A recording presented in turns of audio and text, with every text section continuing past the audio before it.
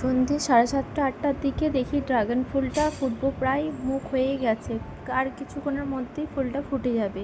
তো এটা দেখার পর তো আমি খুবই খুশি হয়ে গেছিলাম এবং একটু দুঃখও তার সঙ্গে হয়েছিল, কারণ বৃষ্টি নেমে গিয়েছিলো। আমি ভাবছিলাম তাহলে হয়তো আজকে রাতে পরাগ মিলন করতে পারবো না। যাই হোক, বৃষ্টি থেমে যায় এবং মা আর আমি ছাদে চলে আসি বৃষ্টি থামার পরই পরাগ মিলন করতে। কারণ যদি এখন পরাগ মিলন না করি তাহলে দিনের বেলায় ফুলটা বন্ধ হয়ে যাবে। এখন যে এত সুন্দর ফুটে রয়েছে সেটা আর থাকবে না। আর রাতের বেলায় যেহেতু পোকামাকড় বেশি আসে না, তার জন্য পরাগ মিলন হবে না। যেহেতু অন্য ফুল পোকামাকড়রাই পরাগ মিলনটা করে দেয় ঠিকঠাক মতো, কিন্তু রাতের বেলায় যদি না পরাগ মিলনটা করি তাহলে ফল ঠিকঠাক হবে না, কারণ রাতে পোকামাকড় খুবই কম থাকে। তার জন্য আমি একটা তুলি আর কৌটোর ঢাকনা নিয়ে চলে এসেছি পরাগ মিলন করতে। এখান থেকে রেণুগুলো নিয়ে নিলাম এবং গর্ভাশয়ের মধ্যে আস্তে আস্তে সাবধানে দিয়ে দিতে হবে, তাহলে ফলটা খুব